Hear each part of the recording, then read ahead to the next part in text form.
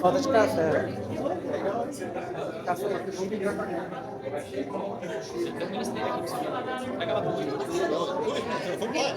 Entendi do que é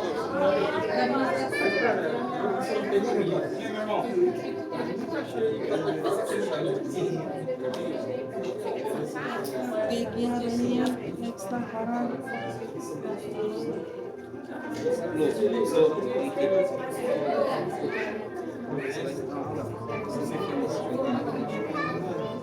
Cuidado com a câmera aí.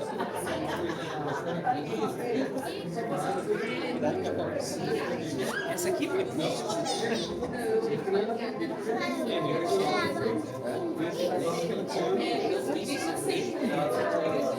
Quase isso.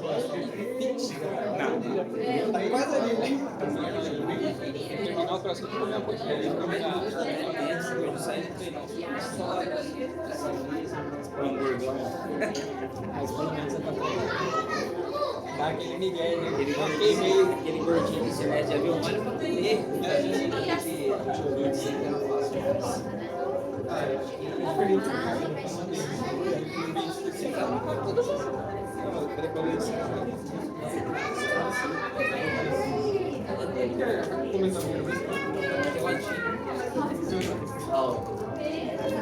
Se o André pegar assim, eu acredito, né?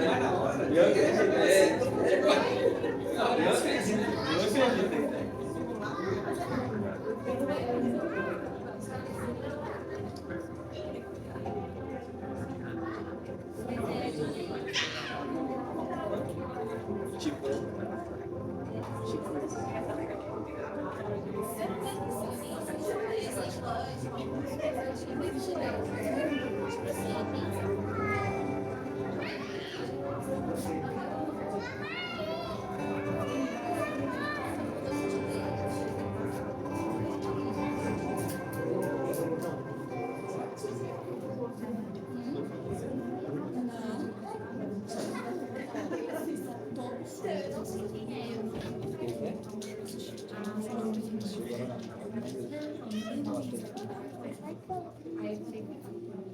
Boa noite a todos. Boa noite. Sejam bem-vindos a mais uma quarta-feira aqui no Massaga Sul. Convido a todos a colocarem de pé. Quem está pronto para entregar a adoração ao Senhor essa noite? Diga um amém bem forte, amém? Amém. Vamos lá, vamos ver se realmente esse amém é verdadeiro. Vamos adorar ao Senhor essa noite, vamos lá.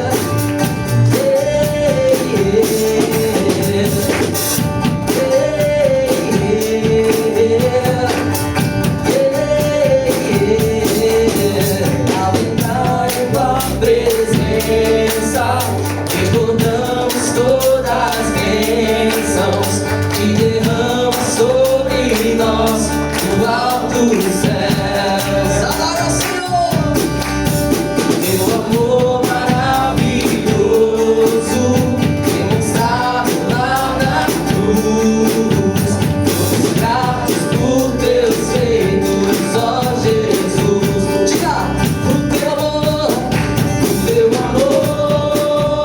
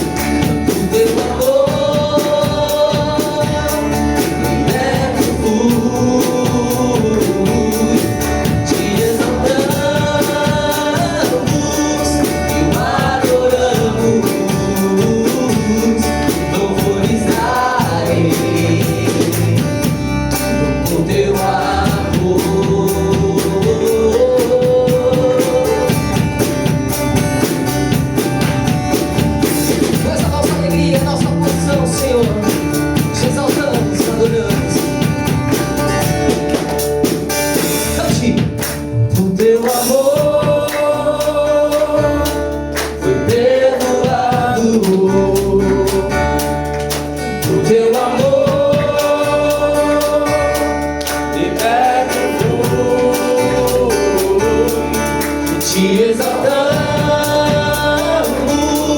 te adoramos, louvorizarei o teu amor.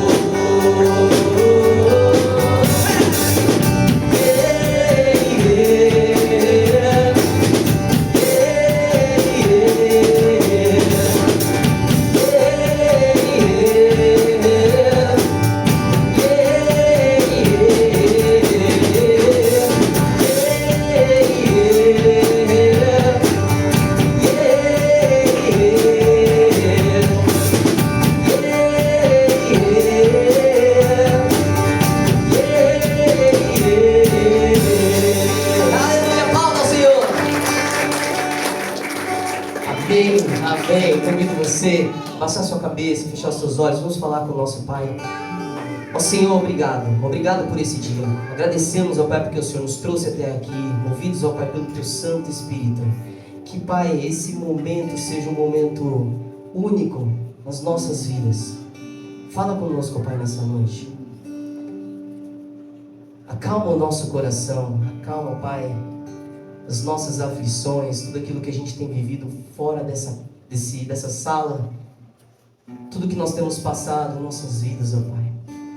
Sabemos que o Senhor tem o controle de todas as coisas. O Senhor está à frente de todas as coisas. E é por isso que nós temos paz. Nós temos paz quando cremos num Deus que é soberano sobre toda a terra, sobre os céus. Isso nos dá alegria, nos dá confiança e esperança de vivermos uns dias difíceis, mas de uma forma leve, de uma forma onde nós sentimos prazer. Nada mais importa, apenas andar do seu lado. Obrigado porque temos esse privilégio. E se ainda não temos feito isso todos os dias, e se isso não é uma prática diária, Deus, toca os nossos corações, incomoda os nossos corações. Sabemos, ó Pai, que esse mundo só tem a oferecer aquilo que ficará aqui, aquilo que é vazio, aquilo que não é eterno, mas o Senhor é eterno. Só Tu, ó Pai, tem palavras de vida eterna. Fala conosco essa noite, Pai. Somos gratos a Ti e Te exaltamos em nome de Jesus. Amém. Amém. Amém. Boa noite. Boa noite. Boa noite. Hoje, como o Gui orou, a gente não combinou, eu vou te convidar a pensar no eterno, para além do aqui. A gente vai falar um pouquinho sobre isso, mas eu quero já deixar a sua mente focada nisso. Num Deus que é para além dessa realidade, numa realidade que é para além do que conhecemos, numa cidadania que é celestial. Tente, como um zoom out, assim, como aquelas câmeras de cinema, sabe? Que você vai saindo da sua vida e olhando para tudo ao redor, e vai indo mais longe, mais longe. Perceba quão pequeno você é dentro de tudo que Deus criou. Perceba onde você está, onde Deus te colocou, e quem Deus é. Tinha um pastor que caminhou comigo por um tempo, ele dizia: todos os dias eu oro, Deus, me lembra quem eu sou e me lembra quem o Senhor é. Pense no eterno hoje. Pense nesse Deus, para além do nosso entendimento, que morre numa cruz, que se dá por amor e que nos permite congregar aqui. Vamos orar? Deus bendito, te louvamos, te agradecemos por ser esse Deus eterno tão maravilhoso. Nosso pensamento esteja no Senhor, toda a nossa adoração esteja no Senhor, todo louvor seja para o Senhor, é o nosso desejo. Enche-nos com a sua esperança, paz, bondade, com o seu Santo Espírito. Se há aqueles ainda que não têm a presença do Senhor contínua, presente ali todos os dias, que seja um dia hoje de transformação, nosso desejo. Enche-nos, enche esse lugar com sua presença. Sabemos que o Senhor já está aqui, na verdade o Senhor está em todos os lugares, mas nosso pedido é que possamos mergulhar no Senhor, nos aprofundarmos em quem o Senhor é, o que o Senhor fez por nós, percebendo quem somos. Nos ajuda, Deus, nessa noite, a reconhecermos nossos pecados, e a nossa pequenez diante do Senhor. É o nosso desejo. Em nome de Jesus. Amém.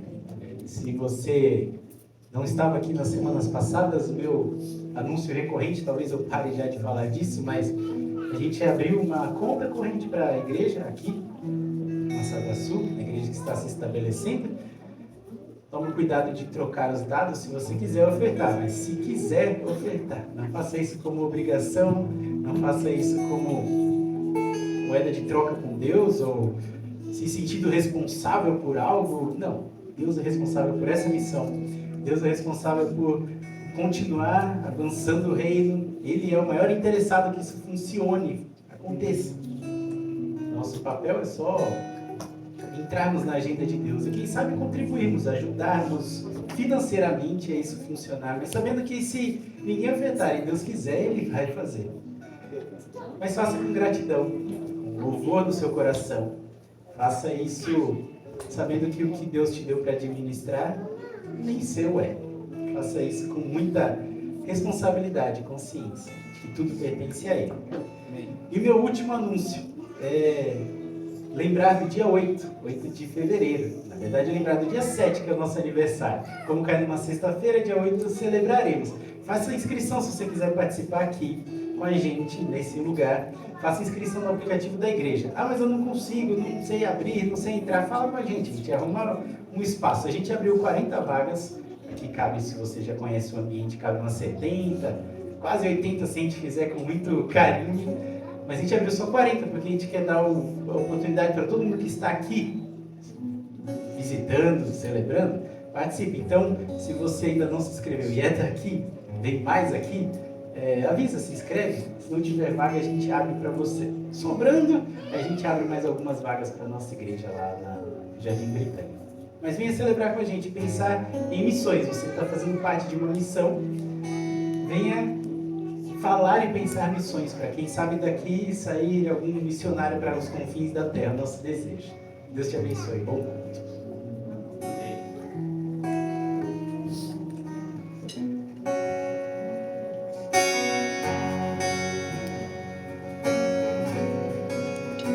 Continuando a nossa adoração nesse momento, uma das consequências de andarmos com Deus é que nossa vida ela muda de tal forma que nasce uma alegria, algo tão sublime, tão singular.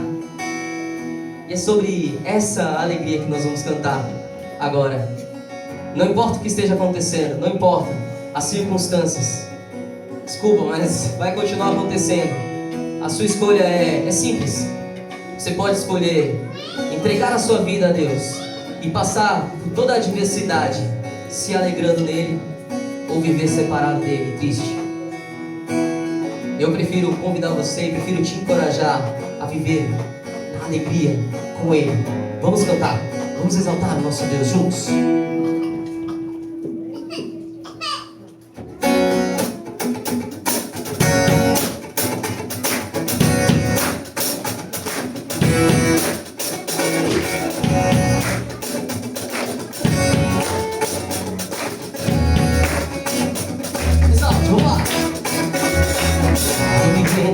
Perante os homens, perante tudo, que o universo seja minha testemunha. Perante o teu trono, minha adoração, levar com ela toda a minha gratidão. Senhor, és o motivo da minha alegria. Deus meu, és o caminho distante do mundo.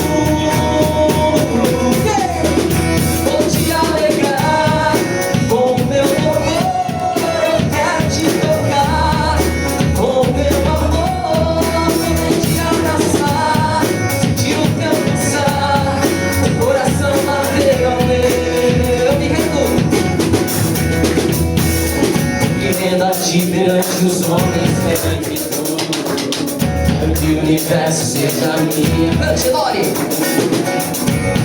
Perante o teu trono, minha adoração, levar com ela toda a minha gratidão. Senhor, és o motivo da minha alegria.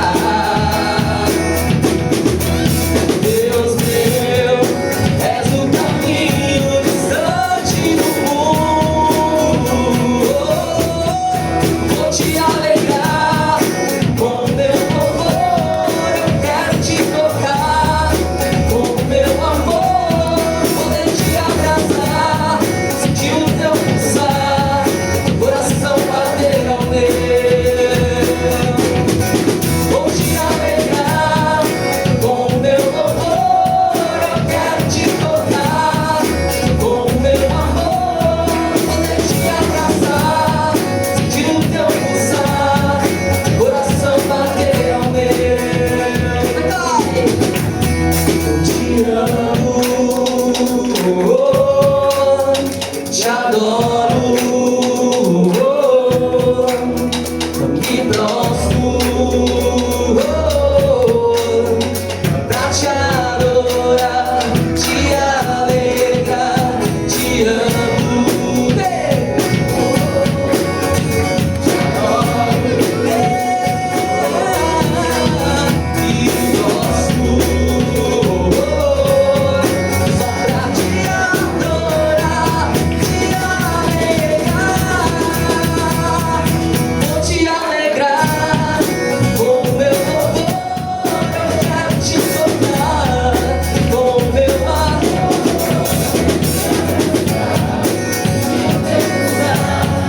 Coração bater ao meu, vou te alegrar com o meu louvor, eu quero te soltar com o meu amor, poder te abraçar, sentir o teu pulsar, coração bater ao meu.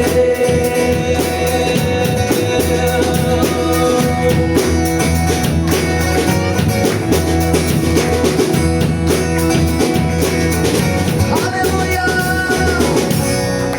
Aplauda o Senhor, igreja. Que essa alegria nunca saia de você e que você nunca saia da presença de Deus, amém? Vamos continuar na presença dele, declarando diante do nosso Deus Santo e Poderoso, aquele que enviou o seu único filho para morrer naquela cruz. Eu quero encorajar você, se de repente hoje for o dia de total rendição. E esse próximo louvor ele fala sobre isso, sobre se prostrar, sobre se render. E também relata a respeito de algo que às vezes a gente não tira proveito nos dias de hoje. Deixa eu avisar você. O véu se rasgou. Amém. Amém? Amém. O véu se rasgou. Nós temos acesso a ele através de Jesus Cristo, através do sacrifício de Jesus Cristo. Nós temos acesso ao nosso Deus. E quanto desse proveito nós temos tirado nos dias de hoje? Quanto nós temos dedicado? Quanto do nosso tempo nós temos demonstrado que isso é um privilégio, que isso é algo importante em nossa vida? Então convido você, te encorajo a cantar, a louvar, também de hoje tomar uma decisão na sua vida. Amém?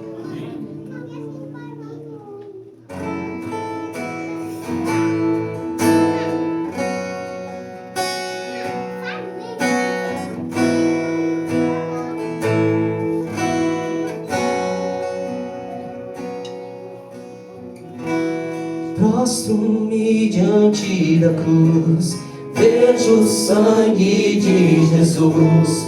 Nunca houve amor assim.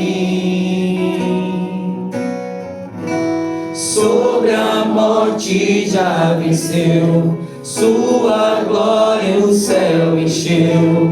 Nada irá me separar.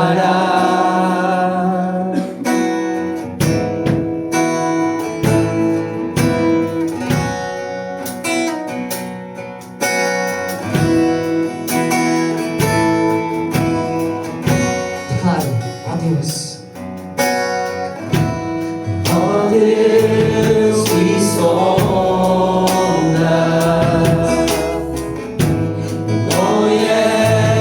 conheces-me.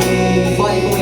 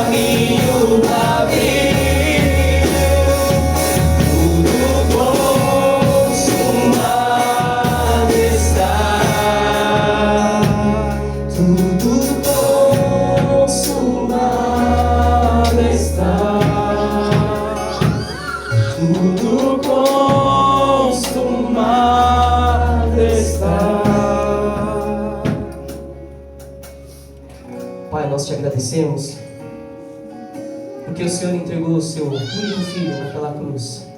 E agradecemos porque através do sacrifício de Cristo nós temos acesso ao Senhor. O véu se rasgou, o caminho se abriu.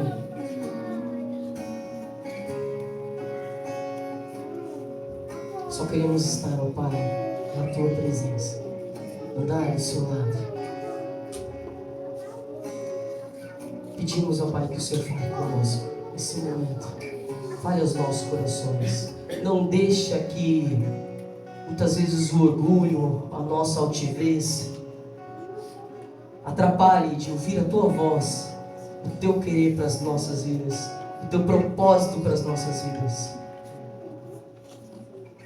Mas que Teu Santo Espírito tenha livre acesso aos nossos corações. Ensina-nos, Pai. Queremos somente e tão somente agradar ao Teu coração e cumprir o Teu querer. Te exaltamos, te adoramos, entregamos, ó Pai, nossa vida a Ti. Muito obrigado. Muito obrigado. Em nome de Jesus, nós oramos e agradecemos. Amém. Boa noite mais uma vez. Em Atos, você já deve saber. Eu acho que o pessoal já chega com a Bíblia aberta em Atos agora, né? Não é possível, um ano depois. Ainda tem que falar isso, não, mas enfim, estamos em Atos. Sempre tem alguém que nos visita uma primeira ou uma segunda vez e talvez não tenha percebido que estamos numa série de Atos e também não tenha percebido que as crianças têm um lugarzinho especial para elas ali ao lado. Então, enquanto elas saem, abre sua Bíblia em Atos capítulo 21, a gente vai ler o finalzinho do 21, o 22 todo, não vamos ler ele inteiro, mas eu vou resumir. E vamos estacionar no verso 1 do capítulo 23. Então, uma jornada legal, que começa com Paulo preso. Então já não é tão legal para Paulo. Mas é uma cena em que Paulo chega em Jerusalém, ele até ouve a igreja de Jerusalém numa instrução ali de purificação, mas nada que ele faça tira ali aquela carga judaica que está ao redor dele. Eu vou falar um pouquinho sobre isso. E ele é preso por um grupo de judeus e romanos que criam um alvoroço na cidade. E, enfim, mesmo ele fazendo o que tinha que ser feito, foi onde nós estávamos na semana passada, falando sobre isso, fazer o que tinha que ser feito, ele fez, mas mesmo assim recaiu sobre ele uma punição. E eu tenho dito há algumas semanas que Atos mudou de estrutura literária. Talvez isso não fique muito claro para você, mas quando você faz uma leitura corrida assim de Atos de uma vez só, eu recomendo que você leia livros bíblicos de uma vez só. É bem gostoso de você entender o fluxo das coisas. Mas quando você está lendo Atos assim, tentando ler de uma vez só, ou de uma forma mais condensada, assim, numa sentada ou algumas sentadas para ler, você vai perceber que muda um pouco. Ele sai de uma posição bem ativa de avançar. Então se conta no começo de Atos muitas histórias, muitas aventuras evangelísticas, né, de Paulo, avanço missionário a campos não alcançados até então, e passa para uma posição mais passiva, de discursos de defesa, que é o que a gente vai ver aqui agora, aprisionamento. Ele continua assim avançando com o evangelho, continua, mas de outra forma. Paulo não vai viajar mais, ele vai ser viajado, eles estão levando Paulo.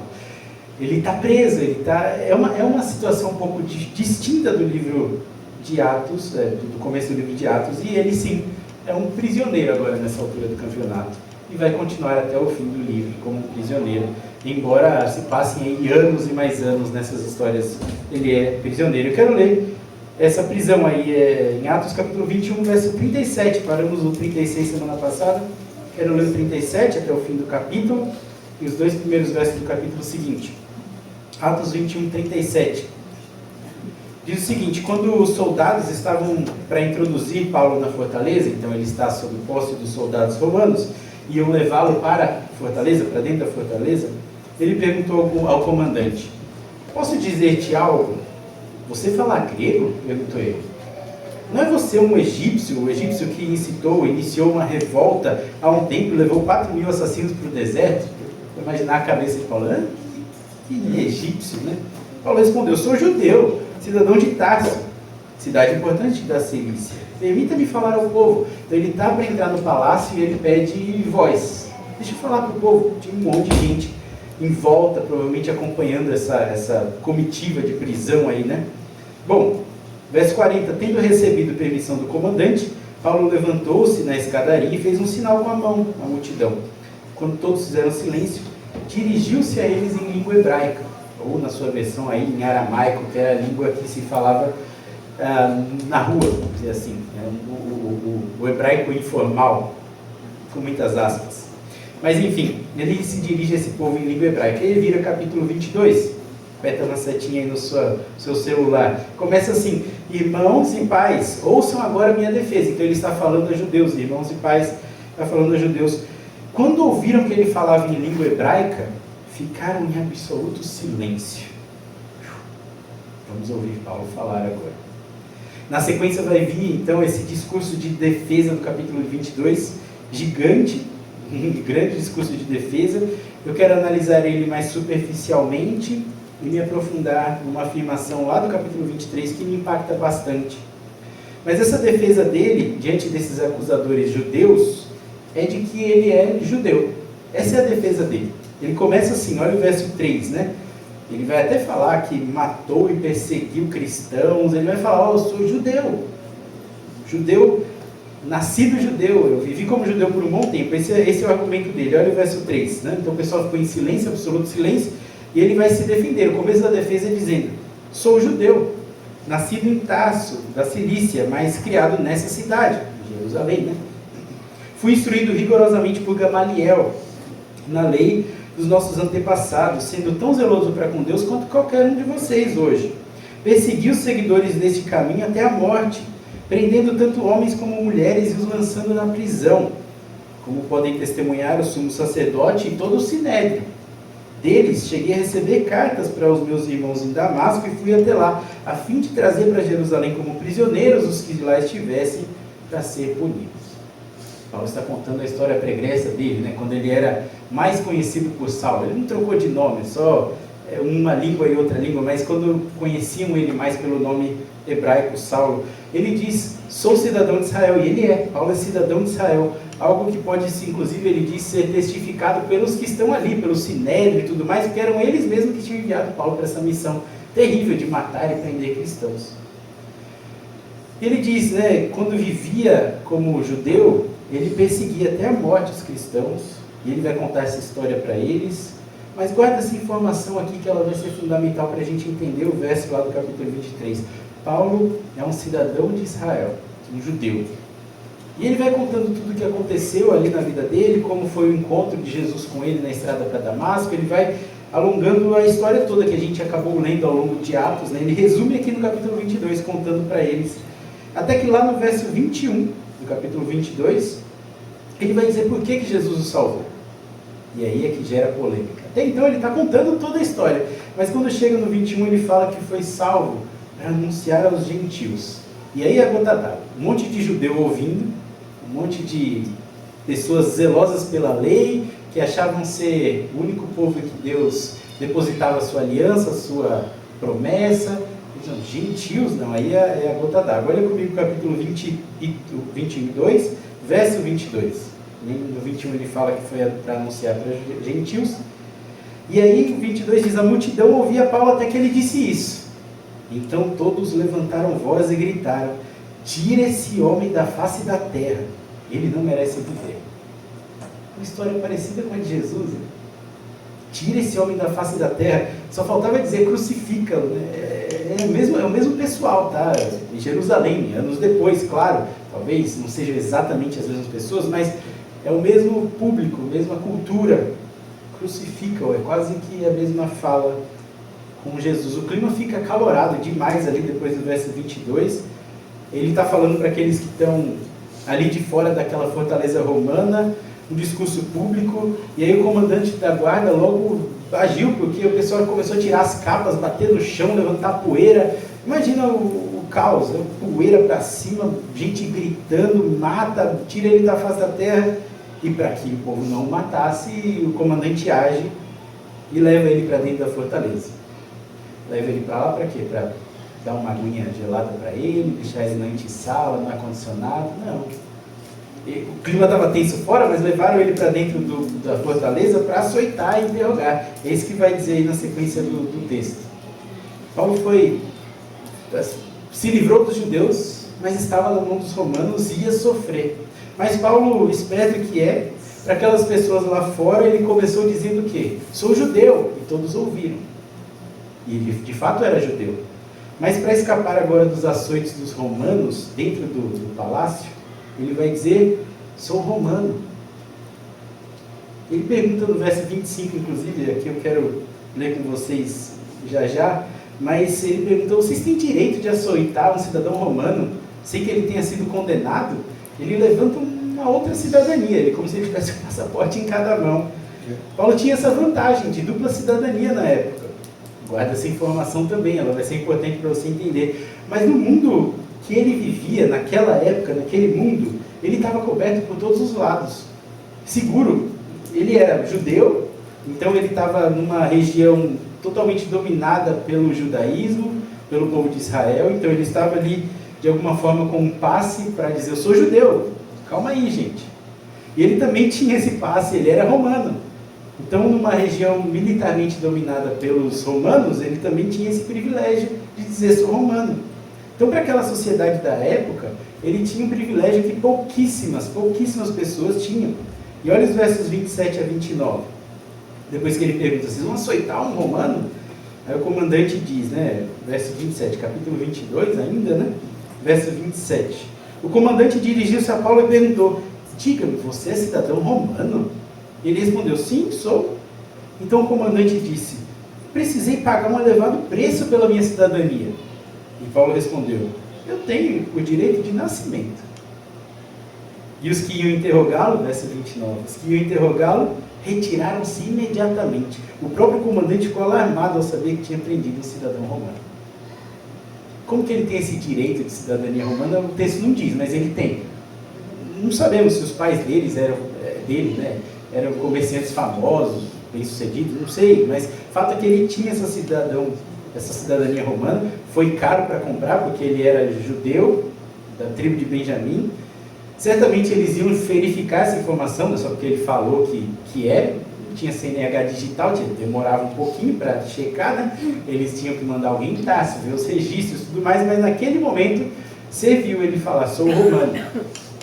Certamente era verdade que ele era romano, porque ao fim de Atos a gente vai ver ele apelando para o imperador, só um romano mesmo, atestado, podia chegar diante do imperador e dizer, não, eu não aceito esse julgamento nesses tribunais, apelo ao imperador. É assim que vai terminar Atos, com Paulo aguardando o julgamento para falar com o bambambam da nação. Né? Mas por que eu estou falando isso? Porque toda essa informação, toda essa introdução até longa,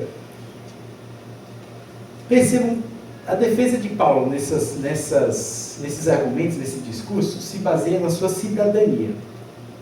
Para os judeus ele é judeu, para os romanos ele é romano. Mas para Deus, o que ele é?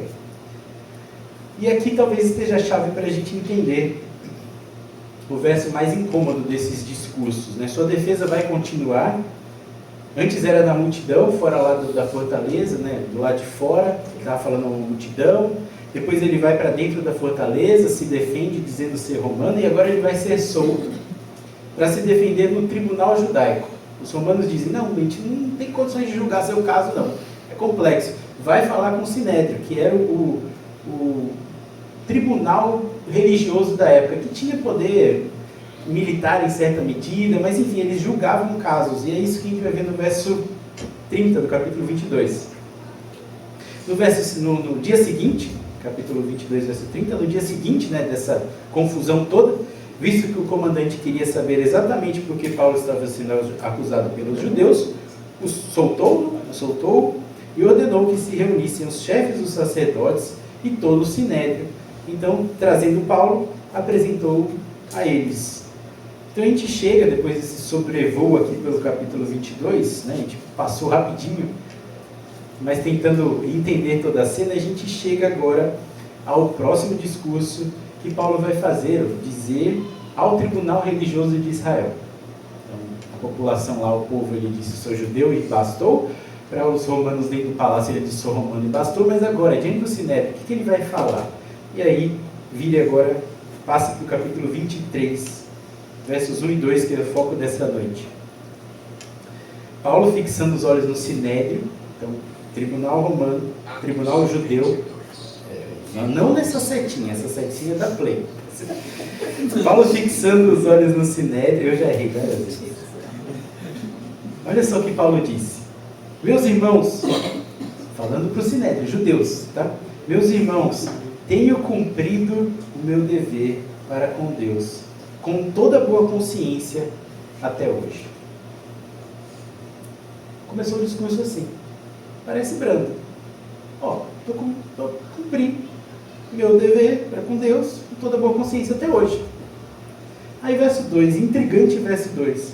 Diante disso, dessa fala de Paulo, o sumo sacerdote Ananias deu ordens para os que estavam perto de Paulo, para que lhe batessem na boca. Simples assim, o discurso, a defesa, enfim, esse julgamento já começa com agressão. O que será que Paulo disse para que o sumo sacerdote mandasse que alguém desse um tapão na boca de Paulo? É isso, cala a boca. Meter-lhe um tapa na boca. Deve ter sido algo intenso. Embora a gente lendo aqui não pareça, deve ter sido algo intenso. E é o que eu quero propor para vocês essa noite, que realmente foi algo muito, muito intenso que Paulo disse aqui. Esse verso 1, que vai ser o meu foco daqui para frente, ele tem algumas problemáticas adicionais que eu quero só citar, passar por cima, para que vocês possam entender a proposta de tradução que eu vou trazer para vocês, mas ele tem umas problemáticas adicionais que eu não vou entrar a fundo nos detalhes técnicos, nem detalhes linguísticos, enfim, mas pensa comigo, Paulo é hebreu, judeu da nação de Israel, ele até se identifica assim, enfim, não há dúvida com relação a isso. E ele está diante do Sinédrio, que é um tribunal judaico, do povo de Israel, um tribunal religioso que tinha 71 pessoas de Israel, 35 de cada lado, dando 70, mais o sumo sacerdote na frente, e ali o réu se defendendo diante de todos eles. Então ele está ali para ter a sua causa julgada. E qual é a causa? Ele é, segundo o Sinédrio, um ex-judeu que se converteu ao cristianismo, ou ao caminho, como eles dizem, e agora está afrontando o judaísmo, afrontando o Sinédrio, afrontando o templo de Deus, porque, segundo eles, Paulo levou os gentios, ou não os judeus, para dentro do templo. Essa é a acusação. Foi assim que essa cena toda começou, a prisão dele e tudo mais. Diante disso, o texto não fala, mas o contexto sim, Paulo, com certeza absoluta, naquele contexto ali, estava falando em hebraico com eles. Não há dúvida com relação a isso. Ele é israelita, ele é judeu, e está falando para um povo israelita, um Sinédrio, um tribunal religioso judaico. Não tem por que ele falar em qualquer outra língua, talvez em aramaico, mas aramaico era a língua do povo, né, da rua, um termo mais medieval, né, no alto clero, ali em cima, se falava hebraico sempre, né? Para aquele público, e ele já tinha feito isso no começo do capítulo 22, quando ele vai se dirigir a judeu, ele fala em hebraico, a língua hebraica, tanto que o povo se calou quando ouviu, né?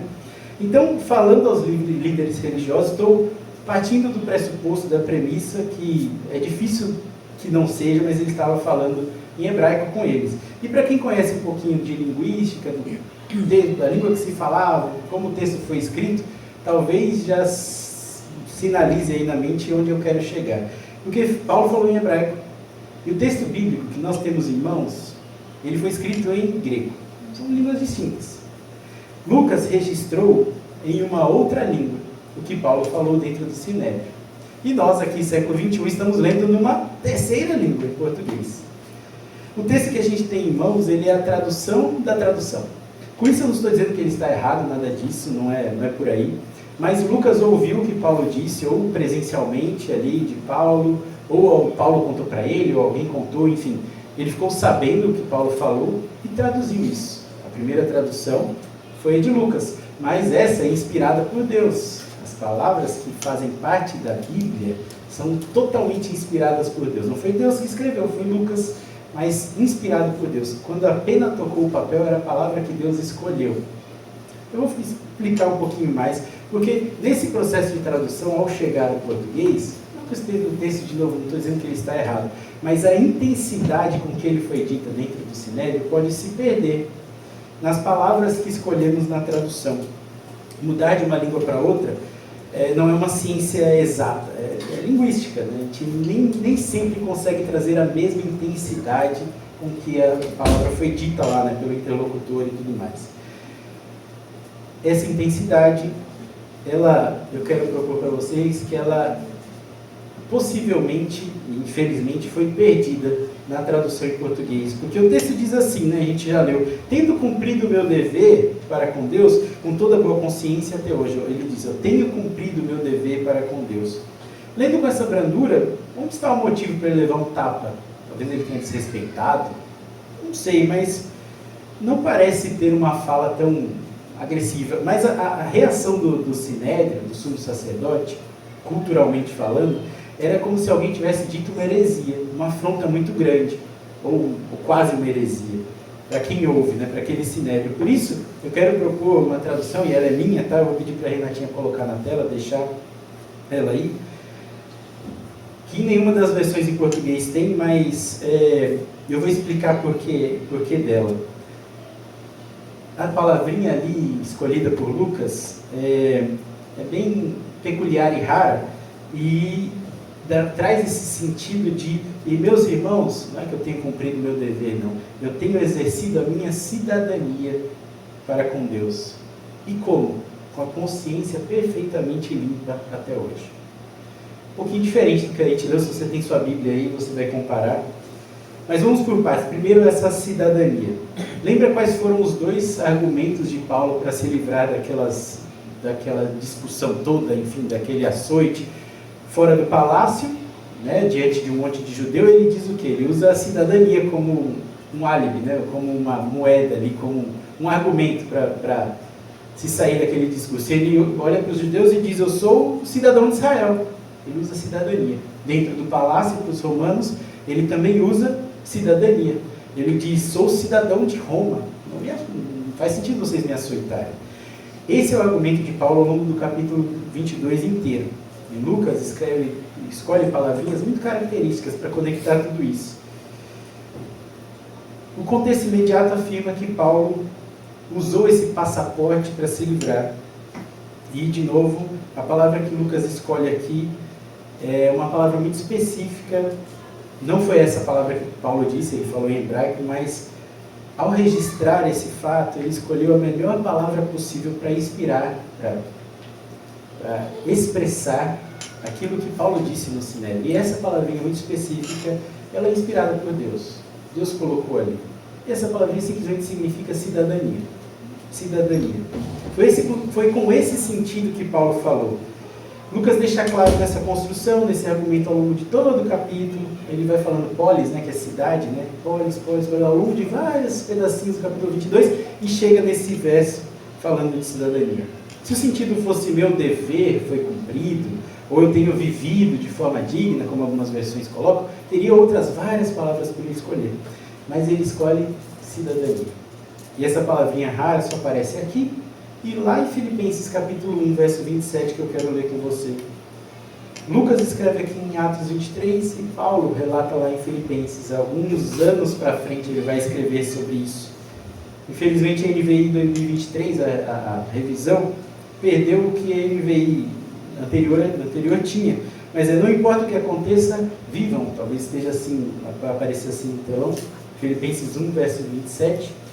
Mas não importa o que aconteça, exerçam a sua cidadania de maneira digna do Evangelho de Cristo.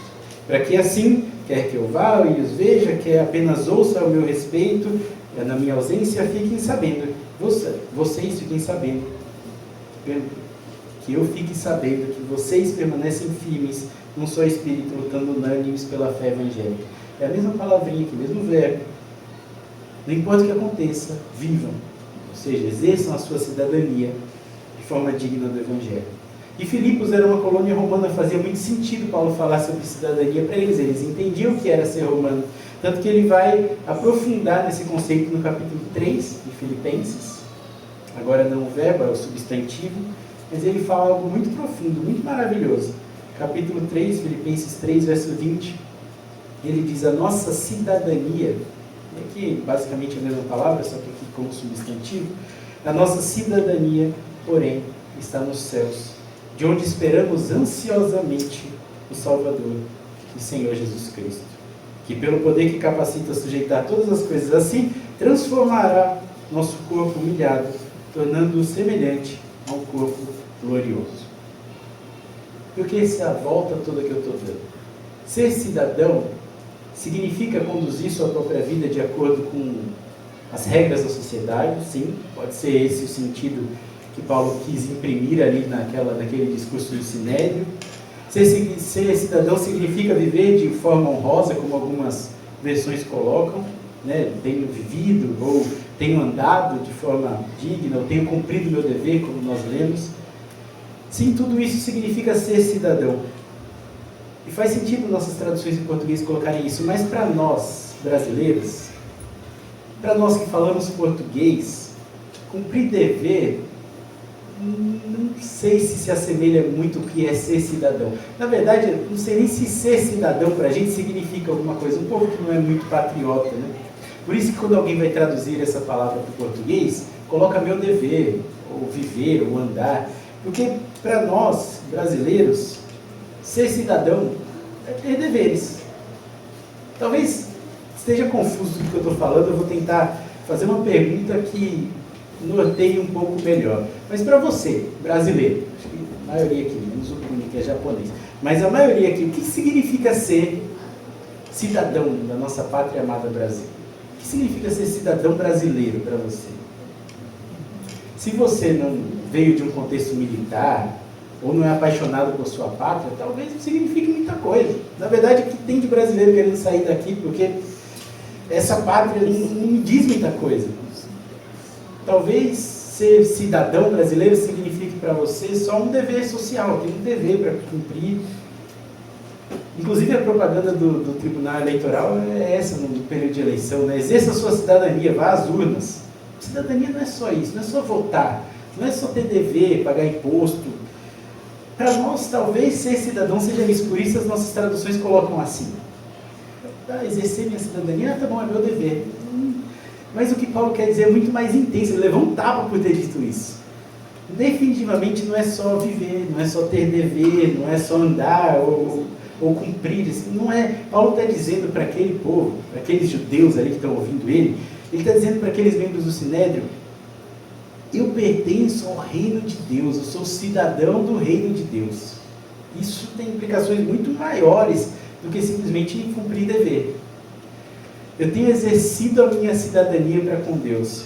E automaticamente, ao dizer isso, eu estou exercendo a minha cidadania para com Deus, e estou com a consciência tranquila diante disso, ele está dizendo que aqueles membros do Sinédrio não estão exercendo sua cidadania perante Deus. Se eu digo, olha, eu estou cumprindo meu dever, você pode ouvir e dizer, eu também estou cumprindo meu dever.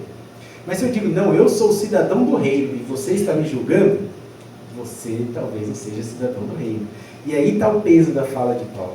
É por isso que ele leva um tapa, um cala-boca ali naquele momento. Paulo está quase que esbofeteando eles com palavras, dizendo, vocês não são cidadãos para com Deus. Pensa comigo, ao ser julgado, ele está sendo julgado por estar vivendo em desacordo com a lei de Deus. E ele diz, oi, tudo bem, gente? Deixa eu fazer a abertura do meu discurso aqui. Eu tenho exercido minha função para com Deus, a minha cidadania para com Deus, e eu estou com a mente tranquila com relação a isso. Perfeitamente tranquila, limpa com relação a isso. Logo, são vocês que não estão tranquilos, ou que não estão exercendo a cidadania. Vocês não são cidadãos. Está aí o motivo de ser esbofeteado. Paulo estava acusando o Sinédrio de não viver como cidadãos para com Deus, como ele vivia. Ele está dizendo que viveu como um cidadão do céu, mesmo tendo as maiores e melhores cidadanias da época. Se para você Ser cidadão brasileiro significa muito, talvez signifique, talvez para você signifique, não sei, mas que cidadania te traria tranquilidade? Se eu tivesse o green card, aí, sabe? Se eu tivesse um passaporte da União Europeia, aí sim, ó, tudo tranquilo, se alguma coisa der errada aqui, eu vou para lá, trabalho lá. Talvez viva numa sociedade que aplica bem seus impostos, quem sabe a Dinamarca, a Suíça, não sei. Ser cidadão brasileiro, para mim, não tem muitos efeitos, mas Paulo tinha o passaporte. Pensa assim, qual passaporte hoje te daria tranquilidade? Volta para o tempo de Paulo. Ele tinha os dois que traziam mais tranquilidade, possíveis na época. Paulo tinha 2 passaportes carimbados ali, e aptos para serem usados, inclusive ele usa no discurso do capítulo 22. E ele abre mão disso, para ser cidadão dos céus, cidadão do reino de Deus. Isso tem implicações gigantescas. E nós que cremos em Jesus como nosso Salvador, assim como Paulo, somos também cidadãos, assim como Paulo, de uma outra pátria. Estamos aqui, mas não somos daqui. Pedro vai falar isso no capítulo 2 da primeira carta dele, né? Somos peregrinos estrangeiros, né? Ou forasteiros nesse mundo. Nós estamos aqui, mas a gente não é daqui. E o que ele diz é que ele é cidadão dos céus. E ele está bem com isso. Bem em ser judeu, ele é judeu de nascença, mas está sendo perseguido por judeus. Ele, ok, eu sou cidadão daqui mesmo. Ah, eu sou romano, eu tenho direito de não ser preso, açoitado injustamente, mas estou preso, tudo bem. Estou com minha consciência limpa, porque tenho exercido minha cidadania para com Deus. E aí a fala no versículo que a gente leu, né, nas traduções normais, é em toda boa consciência. Mas ninguém fala boa consciência, ninguém fala boa consciência, má consciência. Consciência limpa em português, como a gente fala, ou consciência suja. Acho que a gente quase nunca fala consciência suja, né? Mas não está limpa. Nesse sentido, Paulo estava tranquilo com Deus, sabendo que fez o que tinha que ser feito, como um cidadão dos céus, vivendo nessa terra. Paulo estava com a consciência limpa diante de Deus.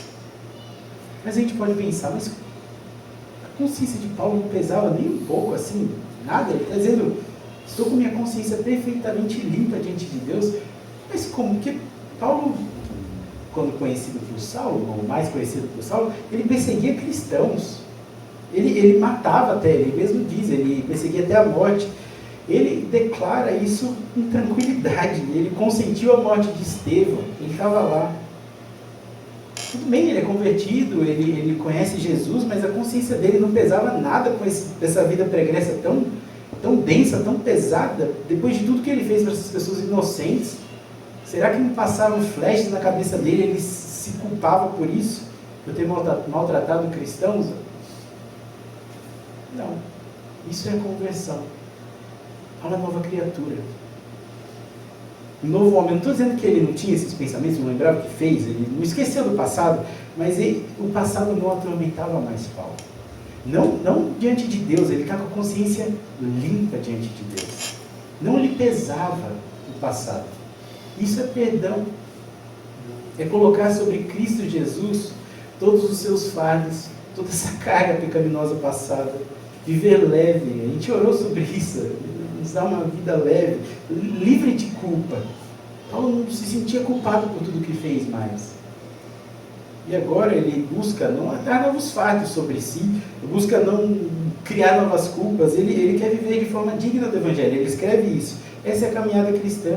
A reconciliação com Deus, o perdão de Deus, traz paz. E paz com Deus. Isso é Romanos capítulo 5. Antes ele era, Paulo, e nós também, nós tínhamos sobre nós a justa ira de Deus. Justa, ele seria justo se aplicasse essa ira nos fulminando, desde lá do Éden. É justo isso. Recaía sobre os nossos ombros o peso de todo o pecado que cometemos. Tudo que um dia fizemos na vida, tudo recaía sobre os nossos ombros falhos, nossos ombros fracos. Aquela carga estava sobre nós. E agora, quando cremos em Cristo Jesus, esses fardos são levados por Ele. Somos libertos da culpa do pecado. Não há por que viver assombrações do pecado passado. Não há. Nova criatura, nova criação, tudo se fez novo. Isso é 2 Coríntios capítulo 5. Quero ler com você 2 Coríntios 5, 10, 17. Paulo escrevendo, antes desse momento inclusive. Ele diz, portanto, 2 Coríntios 5, 17, portanto, se alguém está em Cristo, é nova criação. As coisas antigas já passaram, eis que se fizeram novas, ou eis que tudo se fez novo. Sabe quando você tem algo para falar para alguém, assim, um problema para resolver, uma coisa que está te deixando inquieto, você está tenso, e sabe quando você finalmente consegue falar, ou finalmente consegue resolver, dá aquele alívio? Obrigado. Nós falamos inclusive isso, né? Tiramos um peso das costas, literalmente o ditado da gente, né? É isso, eis que tudo se fez novo em Cristo Jesus. Ele tirou todo o peso das costas de Paulo. Ele tira todo o peso das nossas costas, todo o peso do pecado, todo o peso da morte que um dia carregamos. Passamos a viver leves, leves para viver para Deus como cidadãos dos céus, leves, com a consciência limpa diante de Deus. Ah, mas e tudo que eu fiz está em Cristo Jesus. E quem entende isso, quem entende verdadeiramente essa libertação da culpa do pecado, jamais vai dizer, quer saber, eu estou me sentindo tão leve do peso, acho que eu vou buscar um peso, eu estou me sentindo tão livre da culpa, acho que eu vou arrumar uma culpa para mim. Não faz sentido. Deixa eu ali acumular um pouquinho de fardo nas minhas costas, sabe? Jesus levou tudo, mas eu quero viver tão leve assim. Já que Jesus perdoa, deixa eu ali arrumar essa sensação de morte de novo. Não, minha consciência está tão limpa, deixa eu sujar, não faz sentido nenhum. Se um dia alguém experimentou, se você experimentou o constrangimento que é reconhecer a culpa do seu pecado diante do Criador, saber quem você é o que eu falei ali na abertura, diante de um Deus eterno, gigantesco, maravilhoso. Se um dia você que sentia esse cheiro de morte, você sente paz, vida, não faz sentido querer revolver a lama, como Pedro disse, a porca lavada, revolver a lama, não faz sentido. Com isso eu não estou dizendo que o cristão não peca, não é isso, tá? De maneira nenhuma, o cristão não tem tentação nenhuma, vive levitando, é uma maravilha. Seria inclusive inconsistente eu dizer isso, porque 1 João fala muito claramente que se dissermos que temos pecado, estamos mentindo, fazendo de Deus mentiroso, não é isso. Não, definitivamente não é isso. O que eu estou dizendo é que a nossa consciência é limpa, lavada, por um sangue tão precioso, mas tão precioso que o pecado já não nos define mais. E se nos define, é hora da gente reavaliar se realmente esse sangue um dia nos lavou, se esse fardo do pecado um dia saiu de nós. Passamos a ser cidadãos dos céus.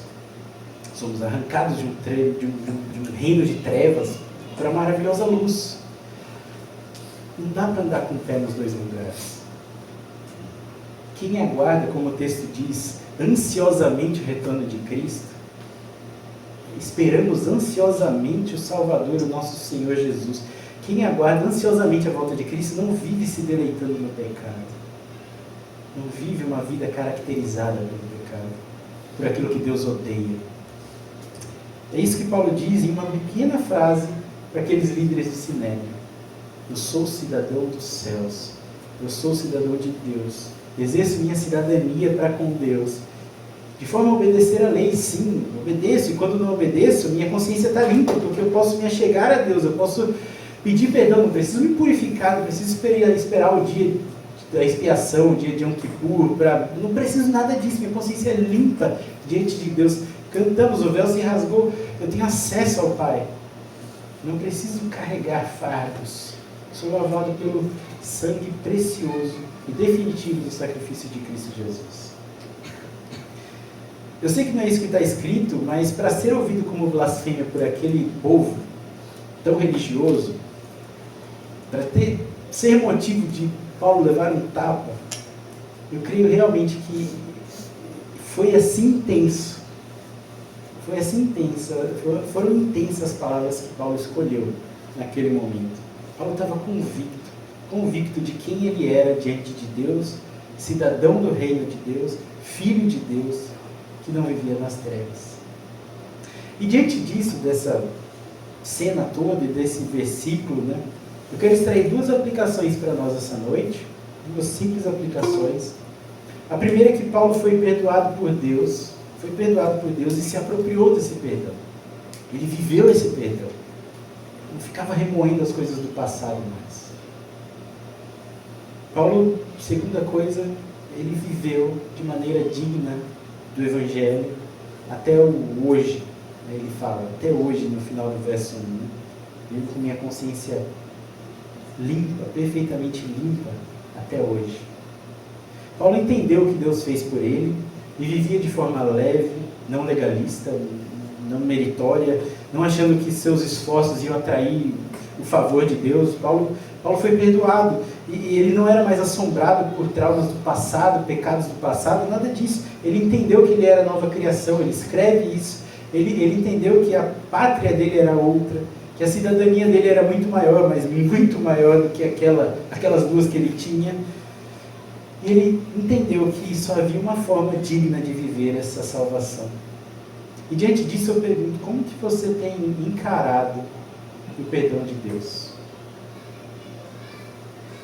Você entende que Deus fez por você de verdade, assim, você entendeu e se apropriou desse perdão a ponto de sentir esse peso do pecado, da culpa do pecado saindo de cima dos seus ombros?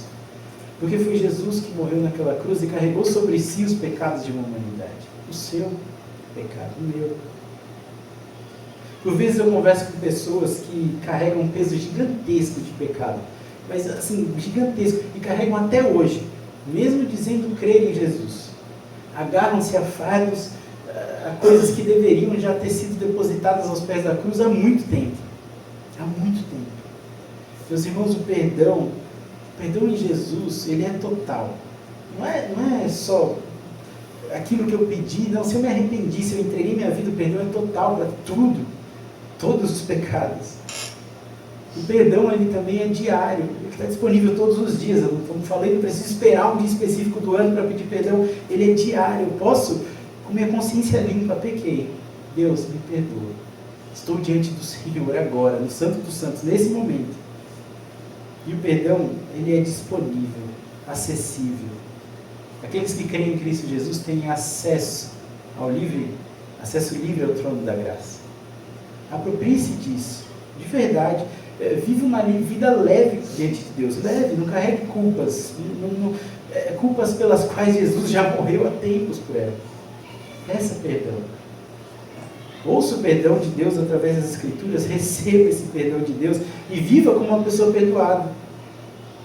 Não se agarre a fardos que não precisam ser mais seus. E viva uma vida como uma pessoa perdoada que se enoja pelo pecado. Se enoja mesmo. Isso tem cheiro de morte. Embora eu tenha cometido, não quero voltar a essa vida. Não faz sentido nenhum. Isso me leva para a segunda pergunta. Para você que já entendeu o perdão de Deus e sentiu um dia essa libertação da culpa do pecado, essa graça maravilhosa em Cristo Jesus, como você tem vivido até hoje? Paulo diz que vive com sua consciência limpa, perfeitamente limpa, boa consciência até hoje. Como você tem vivido como um cidadão dos céus? Que você deixa claro. Você que crê em Cristo Jesus, que foi lavado pelo sangue dele, é cidadão de uma pátria celestial muito maior do que isso aqui. Como você tem vivido como peregrino nessa terra? Será que você está vivendo nessa boa ansiedade, né? Que a ansiedade às vezes é misturada com pecado, mas nessa boa ansiedade da espera do retorno de Cristo? Como você tem vivido aguardando o Senhor? Ele pode voltar amanhã, você está firme com isso? Eu também tenho tido conversas com pessoas que acham que a salvação é passada. Jesus me salvou, Jesus morreu por mim, eu fui convertido, sempre do passado. Não, mas e hoje? E agora? A salvação é sim passada, porque Jesus morreu muito antes da gente cometer o primeiro pecado, se ele quer pensar em nascer, enfim. 2000 anos antes da gente, ela é passada sim, claro, mas ela se estende até o hoje, o presente. Viva o hoje, agora, aqui, a graça de Deus. o fato de ser filho de Deus. Viva essa cidadania que Deus te deu, que Jesus te deu, com um preço absurdamente alto. Sangue dele mesmo derramado. Viva com sua consciência limpa, leve, alegre diante de Deus. Seja um legalista. Por isso eu não estou dizendo, não faça o que você quiser, não é isso. Não, porque é incompatível com a graça. Mas viva leve. Faça para agradar ao Senhor. Faça sim boas obras das quais Deus te preparou de antemão, aquelas obras que Deus preparou lá no passado para que você realizasse. Faça sim, mas não para atrair o favor de Deus. Faça por obediência, gratidão por tudo que Deus fez por você. E se você não está assim hoje, nesse momento, alegre, leve, livre da culpa do pecado, se você não está se sentindo assim, peça perdão. Ele é acessível a você. Volte ao primeiro ponto, peça perdão, se aproprie desse perdão.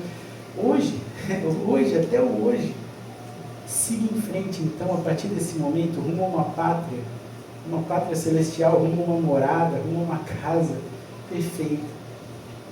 Talvez você esteja pagando na caixa lá, 35 anos, sua casa. Não é essa que você vai morar para toda a eternidade. Não é. Sua casa é outra. Se você crê em Cristo Jesus, seu lugar é lá. Se você crê em Cristo Jesus, você não é mais daqui. Sinto lhe dizer, embora essa vida tenha muitas coisas legais, gostosas de se viver, você não é daqui. Sinto lhe dizer, mas não é cinto de pesar não. É só para que você se coloque na eternidade. Desfrute já aquilo que virá. Enquanto está aqui, você deve viver como um cidadão de lá. E eu quero encerrar lendo um verso de Coríntios, que eu acho maravilhoso conectar. A teologia de Paulo é muito gostosa, ela é toda amarradinha. Paulo, a gente leu Filipenses, né, que ele fala de cidadania, e ele escreveu, na verdade ele vai escrever Filipenses anos depois desse capítulo de Atos que a gente leu, alguns anos, bastante pela frente. Ele ainda vai escrever Filipenses. A gente vai ler aqui Coríntios, que ele tinha escrito um ano antes desse momento. 2 Coríntios capítulo 1, verso 12.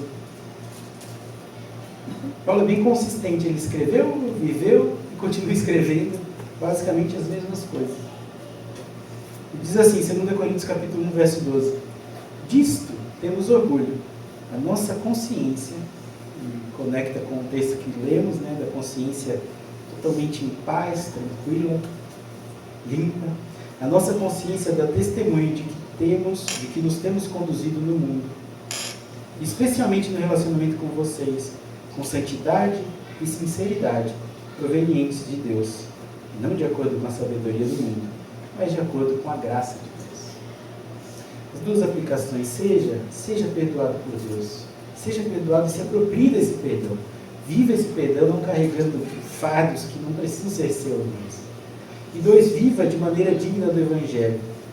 E se até hoje você ainda não tem essa consciência limpa diante de Deus, se você não tem se conduzido nesse mundo com santidade e sinceridade, como o texto diz, se ainda tem sido assombrada, talvez por esses pecados do passado, essas coisas tantas que você viveu, se você ainda tem vivido com sabedoria do mundo, não como um cidadão do céu, não com a graça de Deus, hoje talvez seja um dia de experimentar da graça de Deus, verdadeiramente.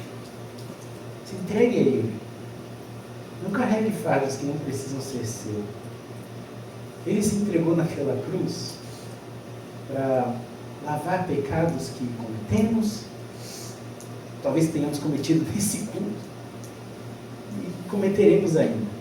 Não um cheque em branco para que eu cometa qualquer pecado. Não é, definitivamente. Mas Ele lavou os seus pecados naquela cruz muito antes de você imaginar existir. Entregue sua vida e experimente a libertação desses fardos, desse cheiro de morte que o pecado traz. Viva uma vida leve diante de Deus, caminhando rumo a uma pátria celestial.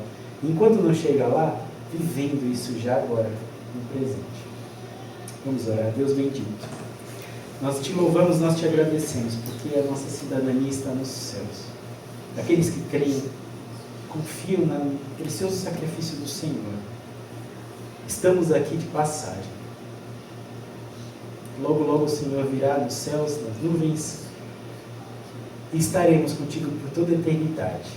Nos faz viver essa cidadania já hoje, transformando tudo ao nosso redor, não por nossa força, não, mas como o texto que lemos aqui em Coríntios, vivendo pela graça do Senhor, vivendo pela graça de Deus, que a gente possa ser instrumento em suas mãos para impactar a sociedade, as pessoas ao nosso redor, o meio ambiente, as esferas sociais onde estivermos.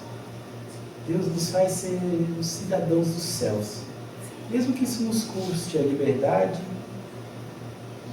nos prive de algo, nos faz viver como cidadãos dos céus. Deus, se há alguém aqui que ainda não experimentou essa leveza, esse libertar do peso do pecado, Deus, se ainda vive carregando traumas, pecados, culpas do passado, Deus, vem com sua graça poderosa, quebrantando, transformando o coração, para que esse alívio seja sentido, essa graça tão bendita seja abundante, e o seu Espírito encha corações essa noite, para a tua glória, aqueles que já estão com o Senhor, mas estão como aquela porca que quer se revolver na lama, está ali na fronteira do pecado. Deus alerta, incomoda, transforma, traz de volta, constrange, Deus. Não faz sentido viver pela sabedoria desse mundo, enquanto temos um passaporte celestial para muito além do que a gente pode imaginar. Deus nos leva para essa morada maravilhosa contigo, mas que a gente já experimente e viva aspectos do reino futuro, já agora, e seja para a tua glória, em nome de Jesus. Amém. Deus te abençoe grandemente. Boa tarde.